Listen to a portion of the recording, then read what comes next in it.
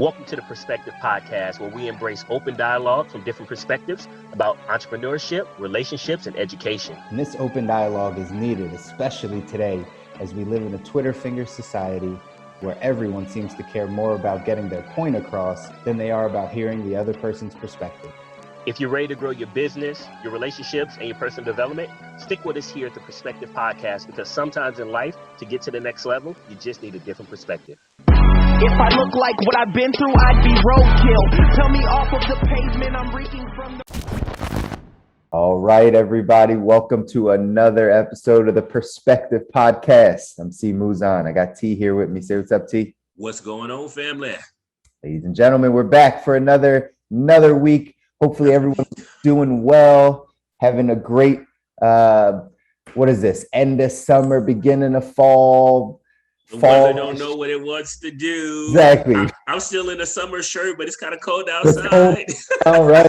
I don't know what's happening.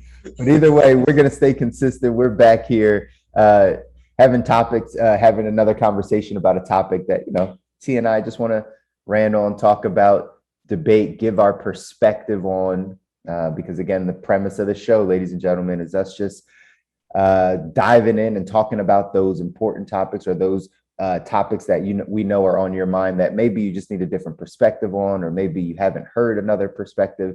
So it's always good to just have the dialogue. Today, we kind of, again, you guys know T and I start at one place, end at another place, right? We start our conversations in one area. And today, the area that T had brought up right before we started recording this was the actor AJ Johnson. It was AJ Johnson. That's his name, right? Yeah. Ezal. Yeah, better known as Ezal. That's right. In a bunch of movies, and Friday, in a few different things, but unfortunately, Players Club. Yeah, that's right. Hook Up, Players Club, all that stuff. Unfortunately, he passed away a few weeks back, and there were some things that started to come out into the press, right, about him not being prepared, his family not being prepared. His wife wound up coming out making a statement, and I'm gonna let T dive in and kind of talk a little bit about that. But how that's going to transition our conversation today is really diving around the expectations of families and of loved ones and of people that are around. We're going to start here, but you know how we flow. So T, fill people in on like a little bit of the context of that story, and then we'll dive into like how we're having the conversation.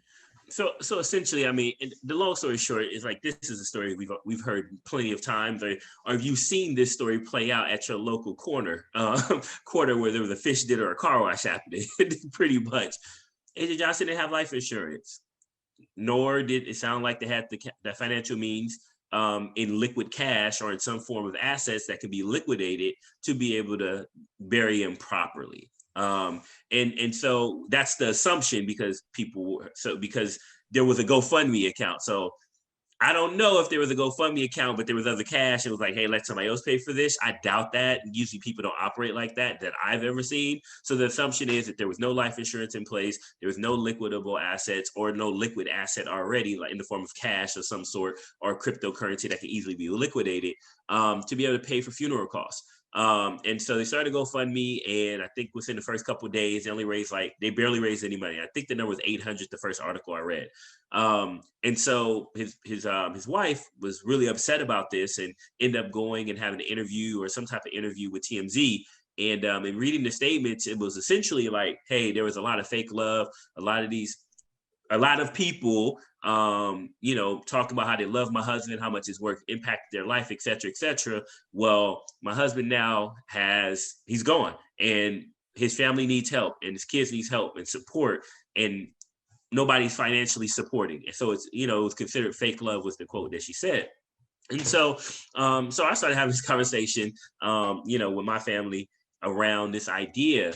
And the idea was that, I guess it was two thoughts. Number one, is it someone else's responsibility, even if they love and take care of you, and if they love you, to support your family when you didn't properly prepare, right?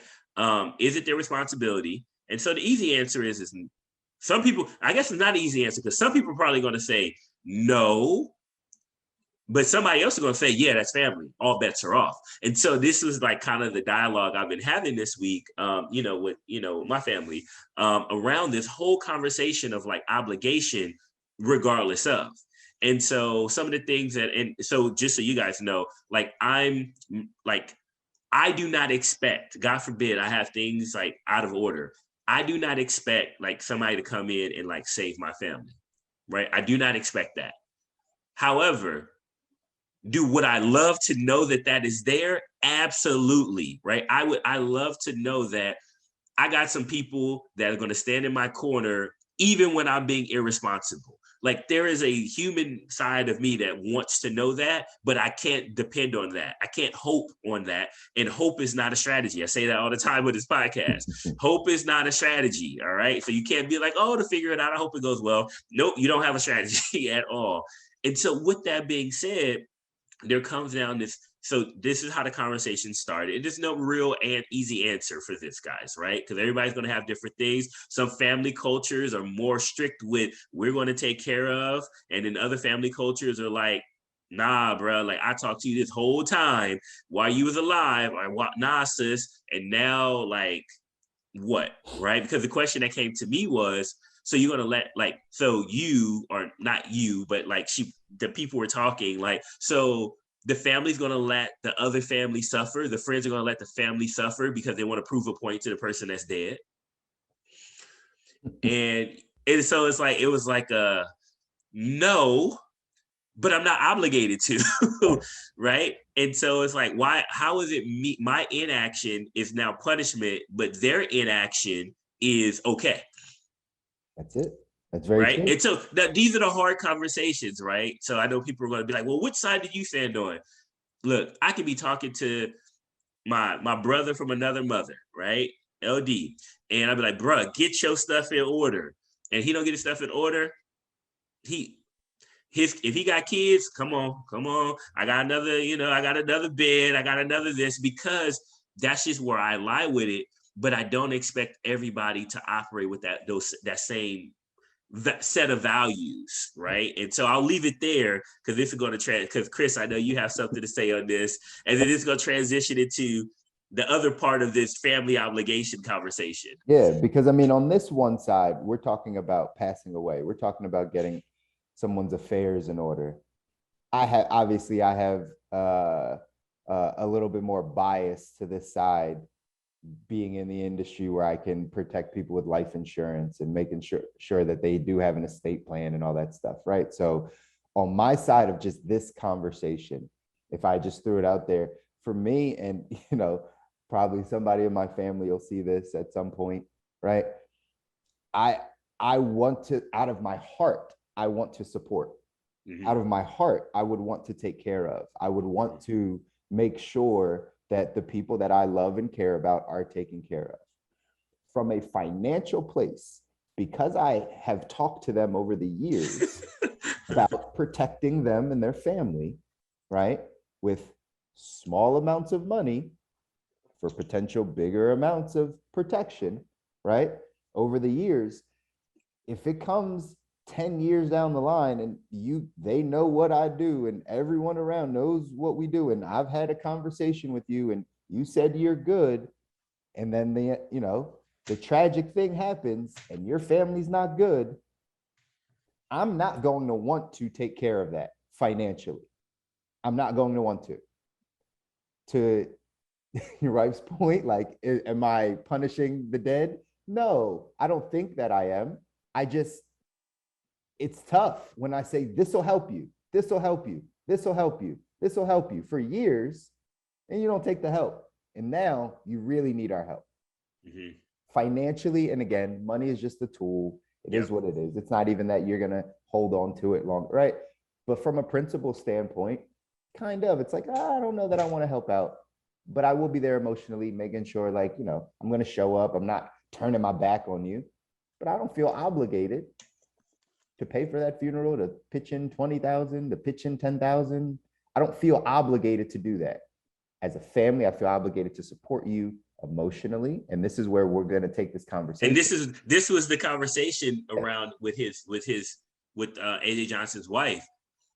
what I took from it, so this is my take, my opinion, because it wasn't financial, which actually was what was being asked for, the term that was used was fake love. People were sending their prayers or their this, whatever it might be, but they needed cash. They didn't need emotional support. Well, they not saying they don't need emotional support. They wanted emotional support and some actual something tangible that could go to the funeral parlor, funeral home. Right. But that's what it sounded like she was asking for, is that when she says fake love, it's really more like, yeah, no one's supporting us financially. You say you cared about us, right? You might send us a phone call or a card or a flower basket or your prayers or a tweet or something along those lines to say, hey, you care, but we need money and no one's giving us money. Now, that right there, again, you're picking how people will support you. Like, I don't want your prayers, even if that's what you're willing to give me because you do actually care. You can only give me what I want, what I actually feel like I want from you. That is what will show me that you care. Yeah. And that seems irresponsible, right? That from that mindset, it seems irresponsible. Like, any way somebody wants to support you should be good enough for you. Any way somebody wants to support you should be good enough for you, because that's how they want to support you. That's how they want to support you. Unless you're married and we're talking about, right, we're working as a team and I need from you and you need this from me, so I got to do that. Outside of that, there's no obligation for me to support you in the way you want to be supported. So then the question becomes, right? And yes, I understand. And I think about, like, could we talk about, like, about being like Bible principled, right? A lot on this podcast. There is a place where there's prayer, support, emotional support. Then it does get to that place of like, I actually need to do something, right? And I need to do something like right now, tangible, right? You know what I mean? Type of deal. Unless my prayer gonna touch you and you gonna get healed, right now tangible, right? Like, unless that translation is quick like that, right? Like we see in the Bible. So there is a place. So there is a place and time for that. And I think you agree to that because you said it on the front end of it. The question becomes, are you actually supporting me? If you're supporting me in a way that actually doesn't translate to value for me, Sure. Right? It's like the customer. Like, I'm like, oh, I got this water. It's valuable. And you're like, well, I want Kool-Aid. I need the sugar and the red dye in there. Right? So like what you're offering me is okay. I know it's good for me, but what I actually wanted is the Kool-Aid. So the question becomes, can you actually support someone if you're doing it, if what you're doing, they don't find valuable? I would still say yes. Chris is like, yes, no. So that's the big question here, because this translates. This is the bridge to our other part of this conversation. Yeah, it is. But it's just tough to know, because like, is that person being thoughtful? Are you being thoughtful? If I know you need money, let's just keep it there. I know money is the area you need. And let's say I have it. Let's suppose I have the money. I know that, what would really help you is $5,000. Yeah. Whatever it is. Yeah. Whatever it is, right? Could I get that to you? But also what I am more sometimes willing to do, or maybe instead of the inclination that like, I just want to give you that because to me, maybe, and again, this is where it goes to like the other person versus you and how you're thinking about it. Yeah. To me, I could just give you that, but that is not going to go to all the things that maybe I feel like I would want to support you in. Maybe I want to come over and cook you dinner. Maybe I want to like get you, a spa day. Maybe I want to have come around. Like, you know what I mean? It's not, I would look at it like, it's not about like me spending the money, but it's about saying, man, is this really what you need? Like, do you really just want to accumulate some cash right now? Like, things are like, can I help you in this area? Or I feel like this will support you more because maybe this will help you. So let me, if I hear it, I want to break this down because like I'm the other person listening to. So it's almost like you want to take a wide view of the situation because people sometimes are in the trees, they can't see the forest. Right. So almost like you're like, hey, I want to be just in case, because you're in trauma right now, you're in frustration mode right now, you're in like execution mode. Maybe I can see some other things that you may not be able to see, and I can provide value you didn't even know you need it. Right. Is that what I'm hearing? That's very much so, because as you're saying that, and the reason why I parallel that to marriage when I said like that marriage conversation, because this is actually how I think about marriage and relationship is like sometimes my wife will ask for something, right? My support in some area. Yeah. And I'll hear it and I'll be like, yeah, but really I think you need this, right? Because I know that's what you think you need, but like I'll give you some of that, but really this is what I think would help the situation. Outsider looking in, spouse, right? Like just kind of looking at the big picture. I feel like I have that space because it's my spouse. Yeah. And she knows you. She knows you're going to do that. Exactly. What we're saying is take it outside of that context. You don't know that, but I still view it the same way. Hey, you might ask me for this, but really I'm looking at this whole thing as like, man, you might need this because you're thinking about the burial of your spouse, but I'm trying to set your kids up for college. So can I get them in this program or something? Can I introduce them to the guy that puts them in this program that sets them up? Maybe I'm thinking about it that way for them. Yeah. Doesn't mean I don't love you or support you. I'm just not doing it in the way that you're asking me for. And it doesn't necessarily mean that I don't care. Yeah. Again, it kind of goes back to that expectation is like, well, you're just expecting me to give you the money or expecting me to support you in the way that you want to be supported. But don't discredit the fact that I'm supporting in this way, because I might feel like that's better for you. Yeah. It's tough because like I'm like not total opposite, but I'm on the opposite end of the spectrum. I'm just like, most people don't get exactly what they want. So if they ask for something, I really want to get them exactly what they ask for. That makes sense. Because people like if you can finally muster up the energy to ask what you really want, like I'm like, how special would that be? Now, I guess the downside to that is you actually don't know what you want, you get it, and then it's still like, and then I'm like, well, hey, you said, hey, look, you said that's what you wanted, right? So there's not like a lot of like outside of insight for me because I'm like, what do you want? So this always happens every year for birthdays, Christmas, etc. in my household. What are you going to get for this person? What do they want? that's like literally my gut reaction. What do they want? I don't know. It should be thoughtful. I was like, look, I am thinking, what do you want? like I don't want to try to figure out what I think you might want. Like I'm on the opposite end of this. I'm like, what do you want? Most people don't get what they want in life. This is your opportunity right now to say what you want. And I will say maybe 3 things of what you want, because I may not be able to get that one, but I can work within the scope of things, right?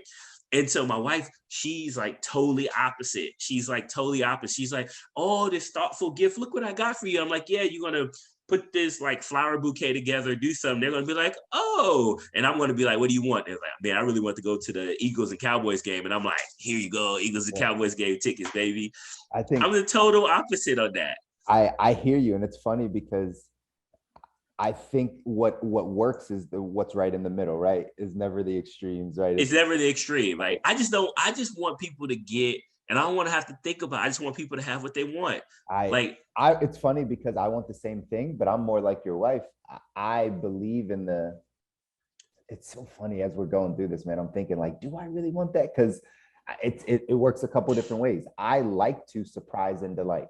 That's what your wife's talking about. It's like, oh, I don't like surprises at all. I see, like I love to surprise and delight. I love, like, maybe she'll hear this one day. I don't know, but there's a couple in our business, not in our business, but like, that I've networked with. Yeah. Sent me a ton of referrals, right? A ton of referrals, and they've supported our business so much just by sending referrals. Yeah. And she came out and said like one of her, I don't know, her favorite Ben and Jerry's ice cream was some like Cinnabon. It was just something crazy. Yeah. A random conversation.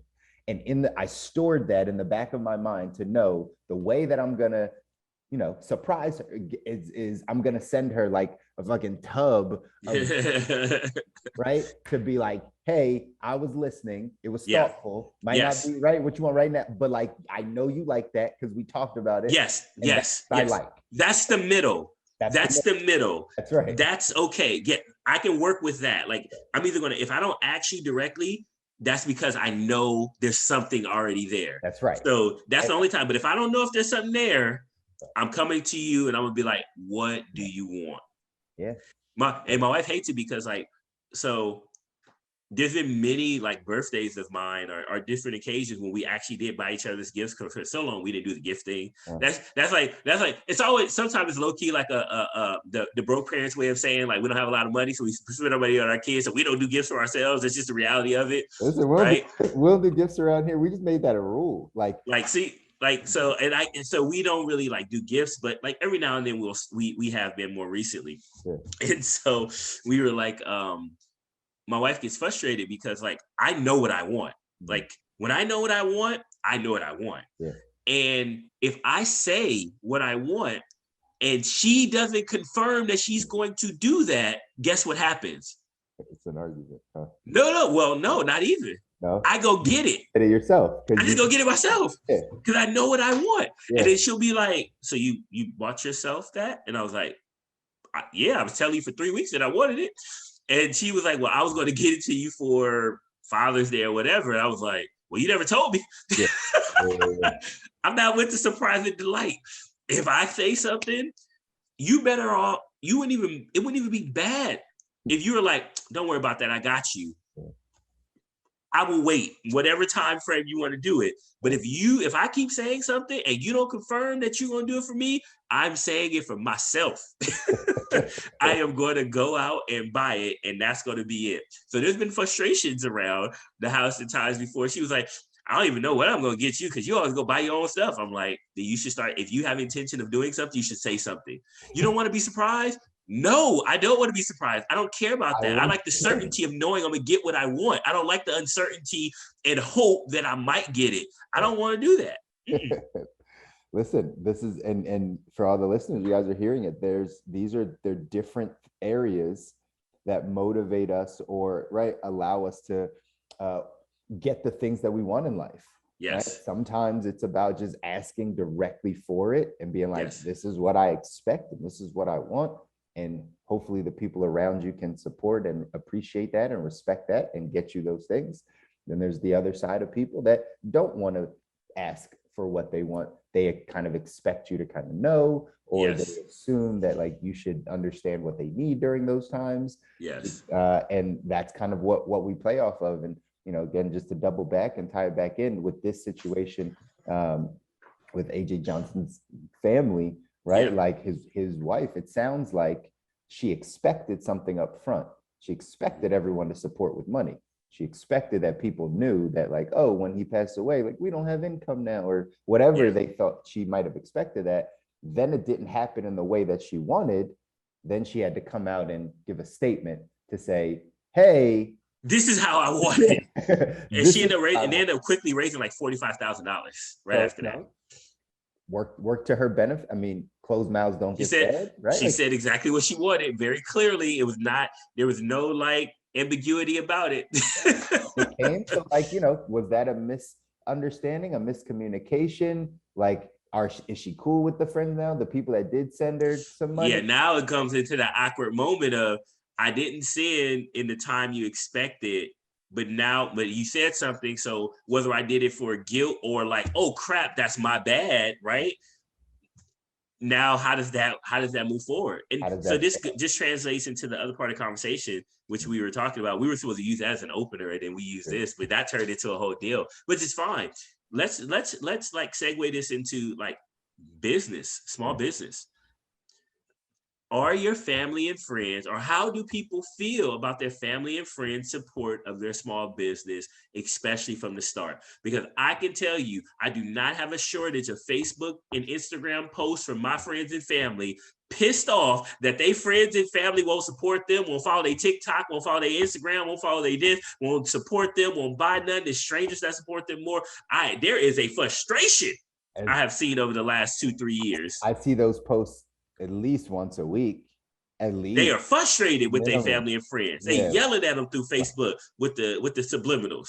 It's crazy. It's crazy. Or direct. I don't know. You know, maybe it's Well, direct. I don't think people are that direct because they don't call people out, but I've seen a ton of like frustrated people, small business owners. I know we're going to talk network marketers, right? Yeah, network marketers especially. People that are just You're like, not gonna start help support my business, but you'll go buy $1,000 pair of Yeezys, but you won't invest $100 with me. it's crazy, right? It's crazy that, and again, I don't want to say it's crazy because there's a lot of people that think this way. Yeah. That like, again, back to this conversation, what's your expectation? Yeah. Your expectation is because you've created a business. Yeah. Most people just like have a product to sell.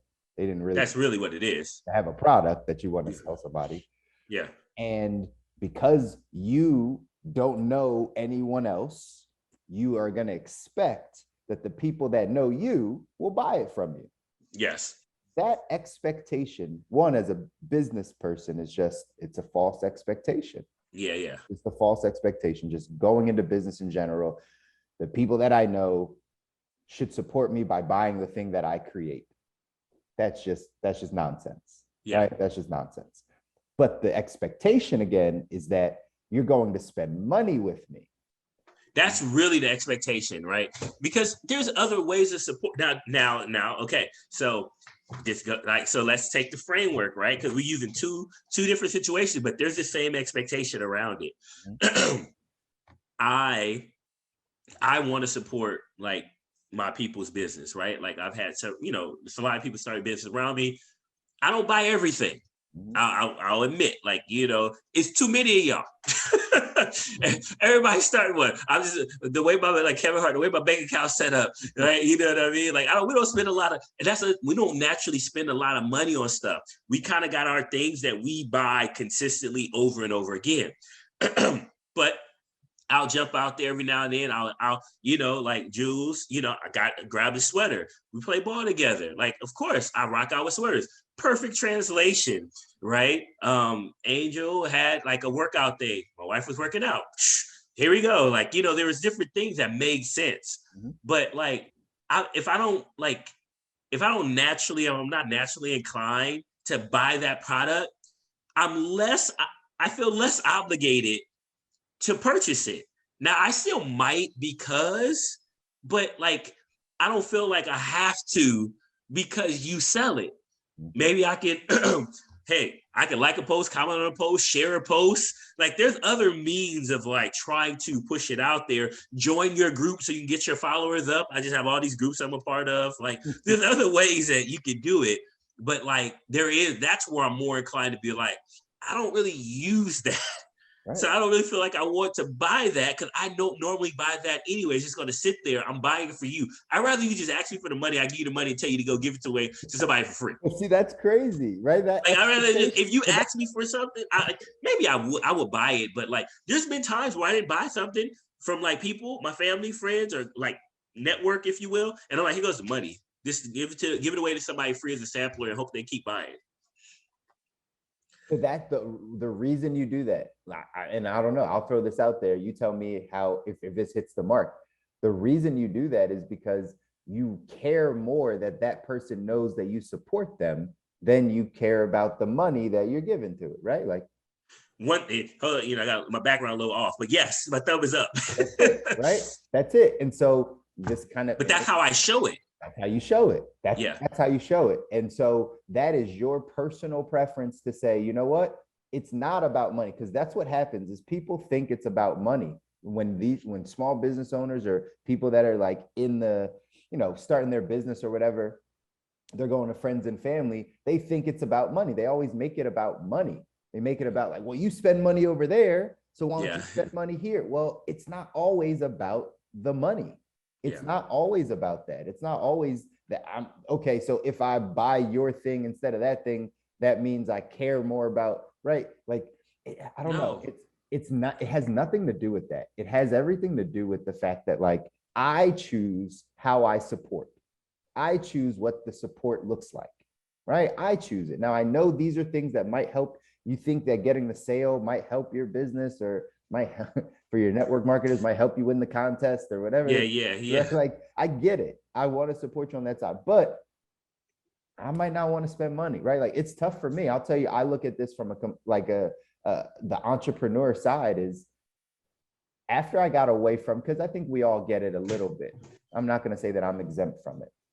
In the early stages, you guys have to remember, those of you listening, like I've been in this entrepreneur, this business space for, haven't had a job in over 7 years, right? So like I've been down this path, kind of figuring out, talking to people and right, supporting people and all that stuff. What I learned on my side was that I would never, I knew that I would never put people in that position to say that like, you need to buy from me. You need to buy from like me. You owe me. Right. You owe me, right? Like you owe me because I know you, like, I never wanted to put people in that position after the first like few months that I felt myself kind of going that direction and thinking that. Yeah. And instead, what I said is it's on me, the business owner, to make you care about what I do enough that you will come to me because we do have a relationship, because we are family. Yeah. Because you do know me. So it's my job to make sure that I've built something that you would want to support, that you would want to use, that I can put in your face enough before, and eventually you're going to be like, oh, I got to go see Chris. Yeah. Right? Like that's on me, the business owner. Or people want to refer, like right. Even if it's not me, here goes somebody. That's but, it. But you're not, so you look at this and so you tell me if I'm wrong on this one. You look at this like it is the same way with a customer. It is my job to present so much value that you as the customer want to then take your money and purchase what I have because you feel like the value that you're going to get from what I have is more than the money that I'm spending on it. That's right. It's no difference. No difference. That's it. That's all. You just maybe do it differently because you got a tight relationship with somebody on the other than compared to like a complete stranger. Right, but they're still a customer. They would still be a client. They are a client still. Serving, right? Like, so I'm treating everyone the same.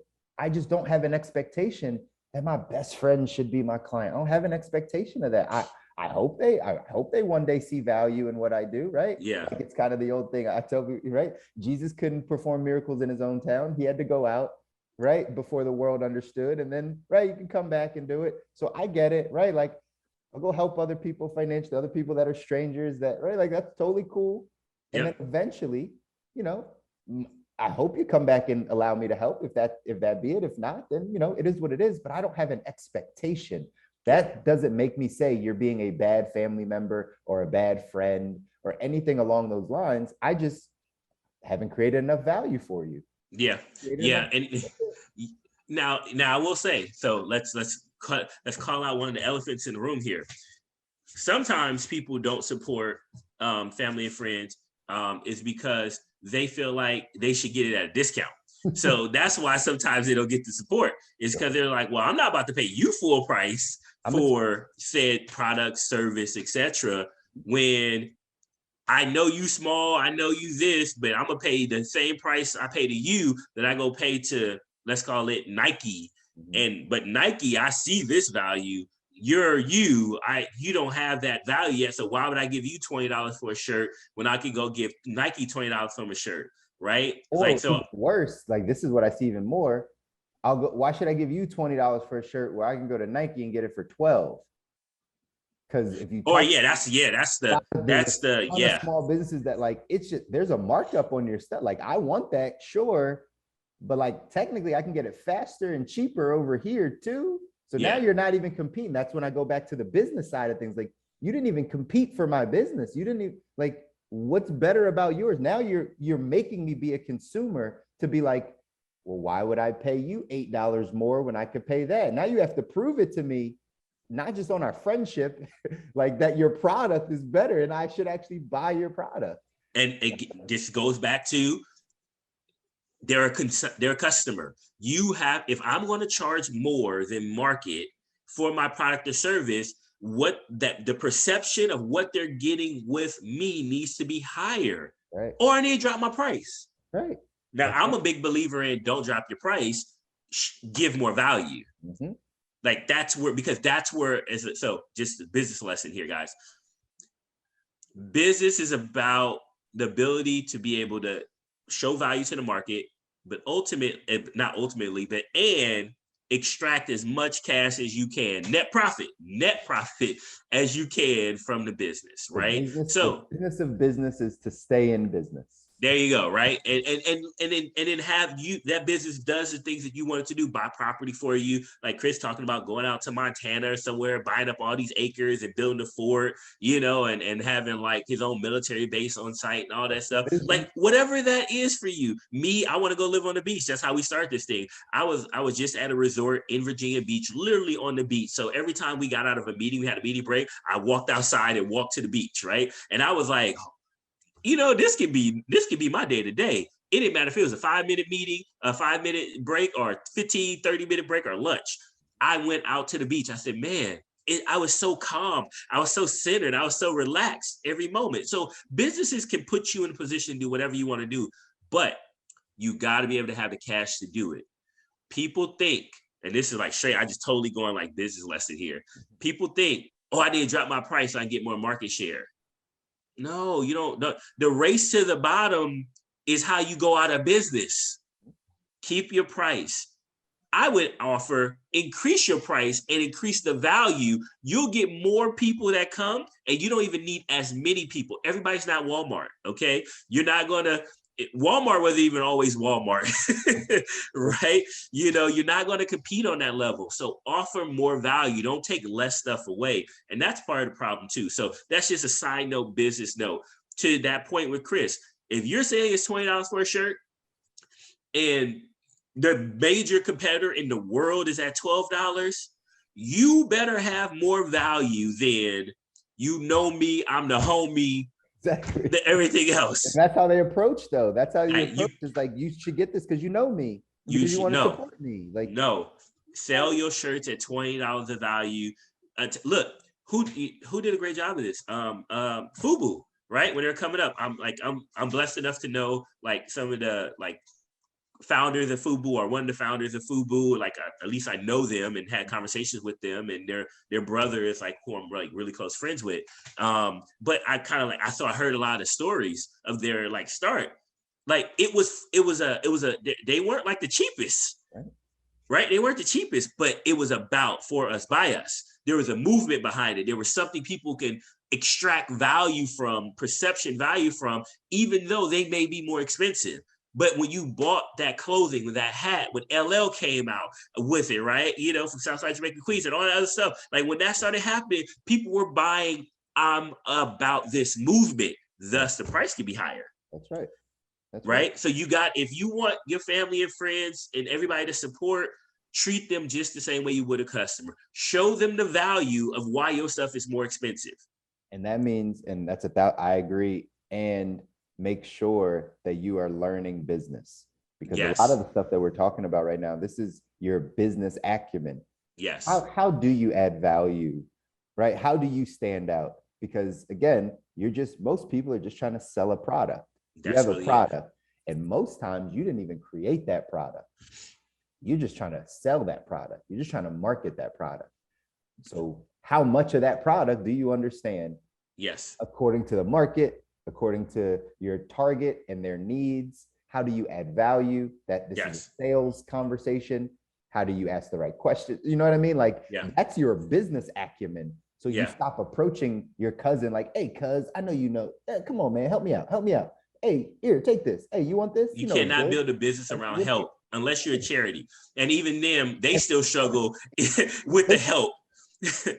Listen, I worked with a nonprofit for a little bit of time. And the number one thing I saw in the nonprofit world, because not only was I running it, like when I was the ED executive director, you get a chance to meet all the other nonprofits in your area, right? Because y'all all are doing the same stuff. So y'all trying to get the same grants and talk to the same people. Everyone struggled with money because they all thought that like people, this is I'm transitioning this. The number one issue with nonprofits or not-for-profit entities is everyone that runs them, most of the people, 99% of the people that run them have a big heart and they care about their cause and they care about the mission. And their mistake is they believe that everyone should care about their mission the way they do. Yes, and care with their money. And care with their and money. Time, exactly. Volunteer hours. Right? Like, because you're so passionate about saving the cats, everyone I talk to, what? You're not going to donate money to the cats? Are you? Look at this picture of this cat. Yeah, you don't see the little sick cat? It's a cat. You're not going to give money, and they get like frustrated. Like, you're almost like required to give because you have a good cause. It's the number one thing I see in nonprofit world is like, no. You still have to add value. You still have to go talk to that person and say, hey, what are you about?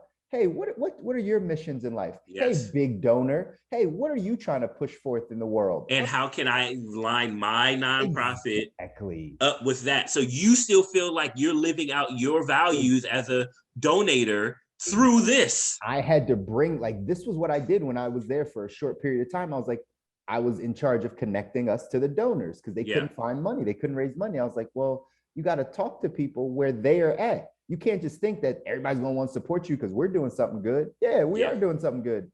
But like, they got 80 things that they're doing good too. So like, why they got to support us? I had to go make introductions and be like, hey, I see you care about this part of the world, right? Hey, here's what we're doing over here on our side to help with that. Would that be something you would want to put money into or donate to, right? And then all of a sudden the conversation becomes different because I created value for that person that I'm going to ask money for, right? That is how you do it. That is how you do it. You have to create value. And that comes down to how good you are as a business person.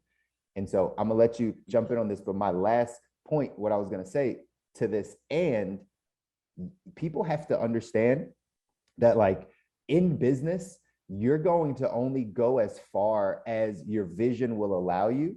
And so if you're not getting better in your business and sharing your vision, people won't believe in you to buy it.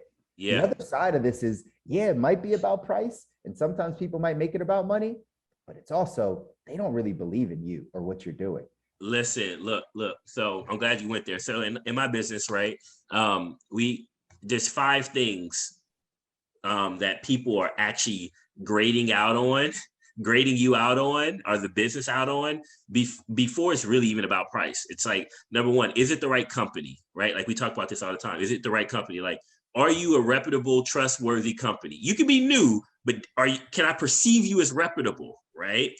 Number 2, in our world, is the actual tech that actually comes out. Like, do I like you as an individual? That could be your sales rep. That could be the person at the counter. That could be your cashier. That could be the greeter. Like, who are the people here, right? Then it's the solution. Like, what are you offering me? Like, what are you offering? Can I connect that with my life? Can I see that my problem, whatever it is solved? Whether I'm hungry, will I be full? Not only will I be full, will I like it, right? Then it's time. Like, at what speed at which can I get my stuff? Here goes another problem sometimes with people that are doing the t-shirts and stuff. Like there was a time where I waited so long for a t-shirt that I forgot I bought it. Right? Poor business acumen. That's right. Just the way it goes. I forgot I bought it. Like, it was like, I was like, oh yeah, I did. I did order that t-shirt, right? And then it comes down to price, right? So, but before it comes down to price, company, you as an individual or whoever is representing your company, what solution, like, all right, what is the exactly that you're offering me? And then what's the time on it? What's the logistics of me being able to experience and enjoy this thing? And then we'll talk about price. But I tell you one thing, here goes the secret. You want to hear the secret? If those other 4 things are really high up and they feel really, really great about it, they're willing to pay more money for it. Price doesn't matter. They're willing to pay more money for it. Like, listen, there are companies out there right now that sell cars, okay? I know the car sales world, know a lot of these companies. And the banks that they use have the highest interest rates the state allows. I'm talking 20, 30% interest rates. Now look at Chris, his business side, you see him cringe, y'all. Like, you see him tighten up. If you're listening to this, you need to get on the YouTube channel and watch Chris cringe up right now. Oh man. But but they sell over 100,000 cars a year. They sell thousands of cars. Some people sell a little bit less. Some people sell more. You want to know why? It's because when they go into those dealerships, people go in. The product is the product. Everybody got the car. Everybody knows about the car. but the level of professionalism, the level of experience people feel in that hour to 3 hours in the dealership, or sometimes online buying the car. A lot of dealerships are going to do that now, right? It's so great. They're willing to then go into what a lot of people would consider not the greatest loan, but it wasn't even about that. It was about all the experience that they had going into it. And they still want to purchase from that company. They still was willing to go through that bank. They were still willing to do those things because of the experience that they had. It ain't always out of desperation. Sometimes people would do that out of desperation, but there's an argument to say, if you were desperate, that means everybody else said no, but I was valuable enough to say yes. Right? If that's the case, desperation means everybody said no to you. The fact that I said yeah is extremely valuable to you, right? And so with that being said, you got to be able to do this. Like, so we didn't talk about, like, I'm just going to recap this real quick because we did kind of went all over the world with this. We started off with family obligation around, like, and people obligation around, if you don't have your things in order, giving people exactly what they want or trying to help figure out what they might want, right? To expectation in business, if you run a nonprofit, to how to increase value in certain areas of the business, how to keep your prices up above the market so you don't have to fight at the bottom with everybody else. You can have less customers and make more money. I learned that very well in one of my last opportunities. We sold less and made more money. And it was mind-boggling that when I dissected, I said, booyah, totally get it. That is because that's a clear business formula, right? Some people choose to sell $1 million homes. Some people want to flip homes and make, $5,000 on a flip and do 50 of them. And somebody's like, I'll just sell this $1 million home and take me 3 months to sell it. And I'll get the check. Yeah, I'll do 4 of those, right? Like I'll do 4 of those instead of 50 of the other ones. Yeah. But whatever it is you're doing, you got to show value. And I think my final thought on this is, I am one of those people where I want to give. I want you to know that, I love and I support, we're within reason. I say within reason, right? However, I don't have that expectation for others. Now, my therapist say that might not be the best way of living all the time. However, I don't have that expectation of others.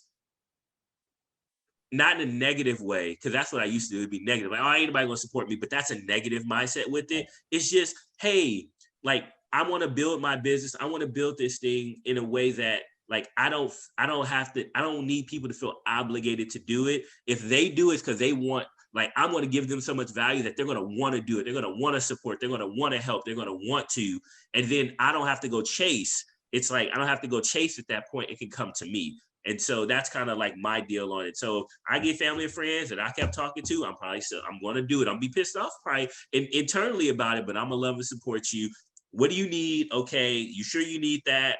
If I can see you need something else, I'll help out. But if you're asking for it, I'm gonna give you what you got. But if it comes down to me, I want to have my stuff prepared where I don't need it. And if I get it, it's just extra at that point. So that's my wrap up of all of this. It's a great perspective, honestly, T, right? It's a great perspective. And again, we are compassionate, empathetic people. At the end of the day, we're gonna help. We're gonna help. You know what I mean?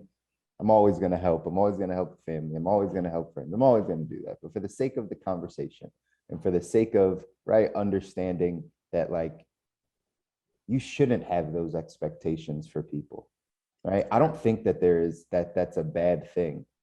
Right? Like you said, in a negative, not having expectations oh, no one's going to support me, that type of thing. That's more of a negative connotation. But really, I think it's the best way to live life, thinking and knowing that no one, I don't have an expectation for how you're going to perform in your life. There might be things that I want. There might be things I believe that you might do, right? Yeah. Exactly. But I have no expectation for that, because what happens is if I hold you to this expectation and you fall short, I'm disappointed. I'm hurt. It's me. That's on me. So it's not that I don't care. It's just, you're going to do what you're going to do. My job in business, if we're going to talk from the business perspective, is to add enough value so that you see what I do and you want to work with me, or you want to buy my product, or you want to support in the way that you want to support. Because if I can get you to support in the way you want to support, that support will come, right? It'll be abundant. a bunch of it. You'll keep doing it. Keep doing it in the way that you want to do it, right? It's kind of like, church, when back in the day, you go to a smaller church, they pass the collection plate and they don't get enough. Then they stand there and they start saying like, hey, we need to, come on, y'all. Like we about $250 short for the light bill. So when you feel obligated, it's not even tied. It's not even offering. You're not even doing it out of your right. An obligation. Yeah. It becomes different. So that's not it. Like the best, if you want to parallel in churches really quick, like mega churches or big churches, like they handle their business. The church doors will be open regardless, they're doing the right things. So when I come to give, I don't give out of obligation. I give because you've created this and I want to be able, like you've created a house for me, right? To be able to go and worship and all those things, but you don't need it. You're not expecting me to keep this thing open. Yeah. So it's funny. Man, we're about to go into a whole nother conversation about this. I have a lot to say on this topic. Touch on it quick because I know what you're. Yeah, you brought up like you did like open Pandora's box over here with me. I'll say this for churches, just really quick. Right, I grew up in the church. Very fond of the church, and like I know when people usually be like, "I grew up in the church, but I hate the church now." That's not me. Like people start off with that. They start off with like, "Yeah, I used to be that." No, it's the same thing. If the members as leadership, we do not show what we're doing, the whys behind it. Yes. The Bible talks about evangelizing, discipling, and all that other stuff, right? And I'm not downplaying that. Yes, we understand that. But there still needs to be how does that relate to me right now? And if church does not show how it's benefiting the community, what the mission is on, how those things are happening, you're going to continue to have to guilt people and pull people's teeth out to get them to want to give their time and resources, whatever that might be. That might be in the form of food, that might be in the form of money, like actual cash, etc. Bitcoin, some churches probably collecting it, right? Ethereum or what have you. It's going to be hard. But like I remember Joel Osteen said this at one point. Now I actually attended that church in Houston when I was living there. So, a lot of things adjusted, not bad, but just adjusted. But I remember at one point on the television, like Joel Osteen's television stuff, he would say he would never ask for an offering, like never ask. So usually at the end, it's like, donate to this. For years, he didn't. And I remember a reporter saying, well, why don't you ask? And he's like, because people just give. He was like, I don't need to ask. People are just giving to a point of like, I don't even need to. Right? Like they feel obligated, like what we're doing. They understanding what we're about and how we're using the resources to benefit the community, to do this, to do that.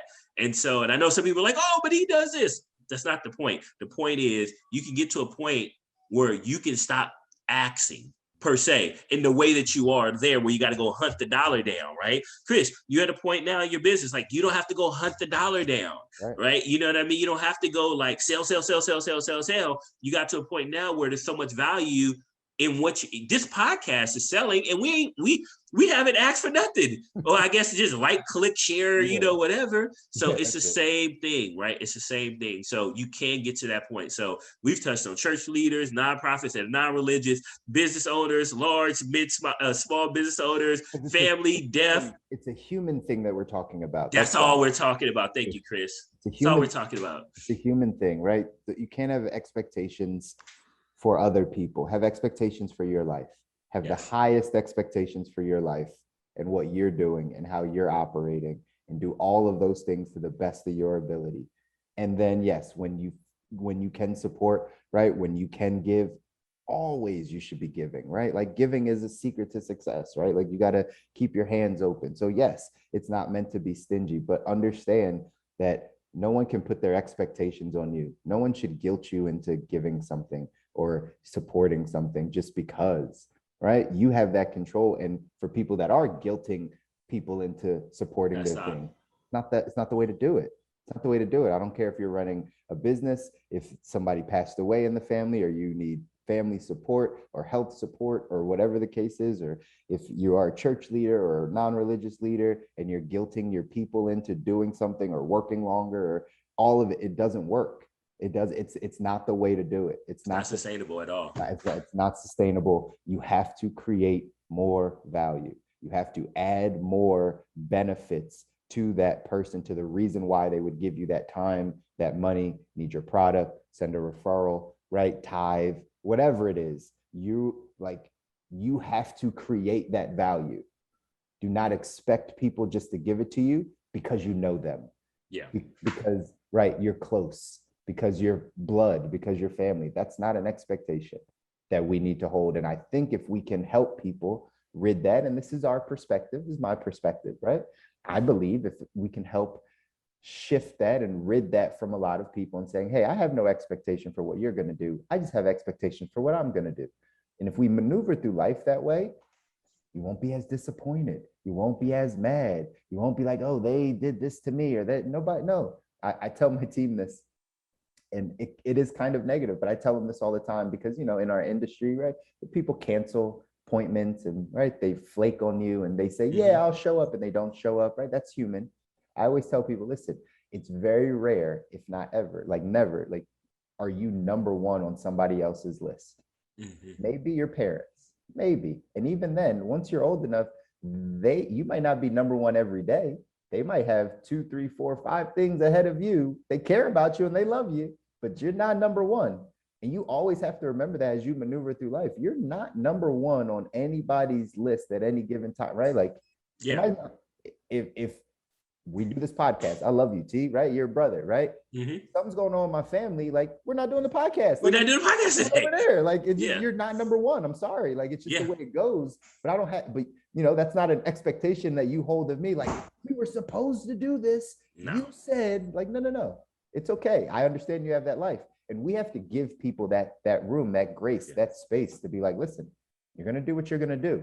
I hope, I wish, I want you to support, but like, I'm not number one on your list, just as you're not number one on my list. That's a good way of putting it, Chris. You're not going to always be number one on somebody's list. And most lists you're not number one on. That's